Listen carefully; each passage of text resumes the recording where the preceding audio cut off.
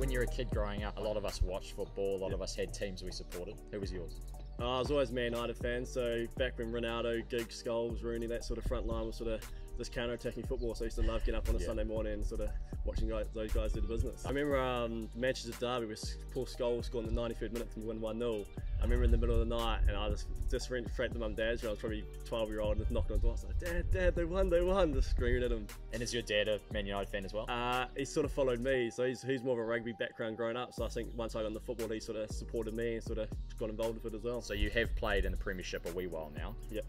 Your first team was it Hawke's Bay originally? Yeah, so I grew up with Hawke's Bay, so I made my debut for Hawke's Bay as a 16-year-old. Yep. I'm the Chris grade holder.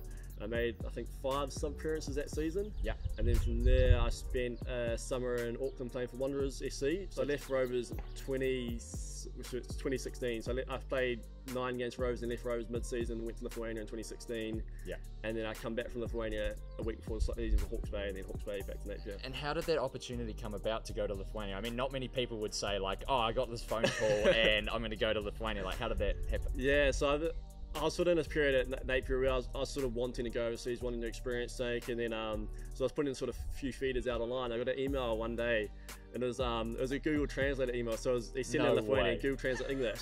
And I sort of only really spotted about 6 words in email. And I've just sort of Googled the keywords, I Googled the club and all this, and I responded like, yeah, mate, interested sort of thing. In 2 weeks, I was on a plane. I said to mum and dad, went to Rose, like, well, I've got nothing to lose really. I'm young, I've got nothing, I sort of want to go experience the world, and as an opportunity where I was like, well, I can probably go take it right now. And not many people would say they've been to Lithuania, let alone for a football that's contract. It. Yeah, so I remember hopping off the plane. I was in Thailand, just on stopover, and I messaged the guy. I was like, mate, what's your phone number? I need it for the I need it for the immigration form when I arrive, sort of thing. So I walked out of the airport, just looking around. I was like, I've got a mugshot of this guy I'm looking for, and he picked me up. Luckily, he picked me up.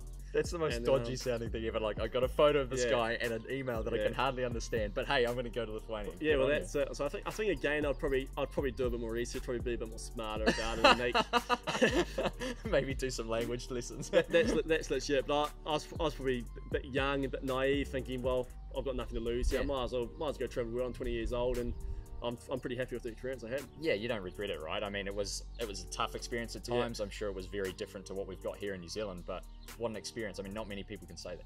Yeah, it was a massive learning curve for me. So just being in a country where no one spoke English, where I had no friends, I was away from family, and it's just one of those ones where it probably helped me grow as a person quite a lot, just as well as it helped me grow on the football field. My first game, I'd done a foul, and the referee's coming over for a talk to me. I was like, mate, there's no point talking to me. I don't understand what you're saying. I can't understand anything, mate. That's legit. And then he waved the yellow card. I was like, oh, okay, yeah. That means translates. Yeah, that means there's a colour that I can understand. We got a goal and assist on debut, and then that's where it dried up. So I think I ended up playing 17 games over there, and then didn't register any more goals. It just accumulated things. So I was being away from home for a little bit homesick, and then not understanding the training sessions, and as you got over there, didn't really understand the players you were playing with stuff. So I think it just, as time went on, it just got more and more difficult for me to sort of fit in. I heard you did quite well last season. Apparently it was 30 goals or something in 17 games. Yeah, it was a bit freakish really. So you sort of go into the season wanting to, you have set yourself targets, and I set myself 20 for the season, and then I was sort of 11 games. I was 11 games and I had 20 goals. So it was like, I had to reassess the target, and it sort of got to a stage where I was just going out, just enjoying the football, and they just keep going in really. Do you think that played a big part in Team Wellington knocking on the door and saying, come on mate, like, we want you? Yeah, I think so. I guess with the new O-League rules as well, so you're getting a lot of Kiwis now for the O-League, so I think a lot of Auckland and Wellington are trying to snap up really the Kiwis that have got the potential really to help kick on with them. So I was sort of in the back of my mind that if I keep performing at that level, then I've got to get a knock on the door somewhere, and then lucky I did. I mean, that Napier season was fantastic.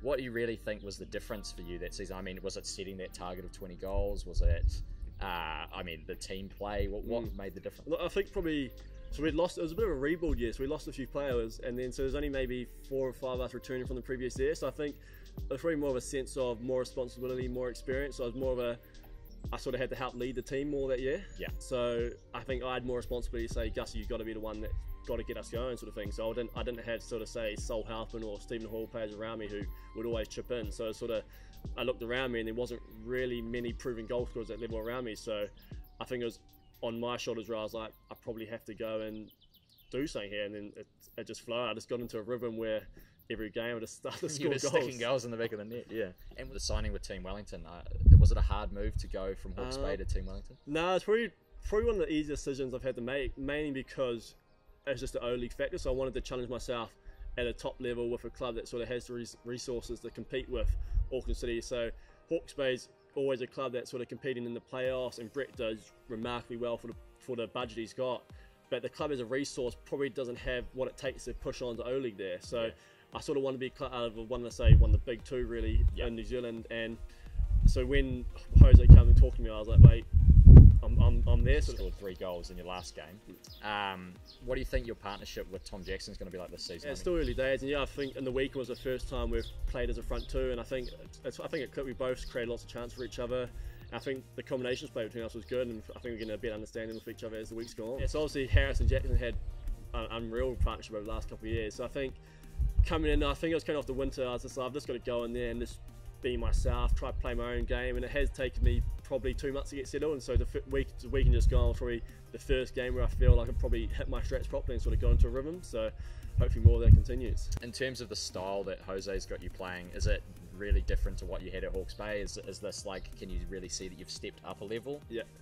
Because of course it's an O-League team, they've won the premiership 2 seasons in a row. Yeah, I think so. Professionally, so off the field, the club in Wellington, and it's nothing beats it. So the way it's run off the club, the training sessions, the gear sort of thing, just everything to go with it. It's just so much more professional than being at, I say, any other club in New Zealand I've had. So, but then playing wise, Hawke's Bay, Brett sort of is very structured. So you're very organised, disciplined in defence, and then when you break with freedom sort of thing, where Jose's his concepts are where you should be, that's your role. So if you're the number 9, you have to stay in that number 9 position to make sure it's successful. So I think everyone in Wellington knows their role and knows where they should be, and if you're not where you should be, you'll get told sort of thing. So I think that's probably one of the most enjoyable parts, of probably a big learning part for Wellington, because you're not at a club where you got the freedom to just go and do what you want.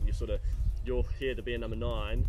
Don't leave that position, because if you go there, that cuts out his position, and then it's sort of a continuing factor sort of thing. And that's definitely the target this season. It's got to be O-League for you guys. The club really wants to do the O-League, so I think the club's gone back to back last couple of years. So I think this year probably would like to be minor premiership, so to be able to finish first in the league, saying we were the best team over the course of the season. Yeah.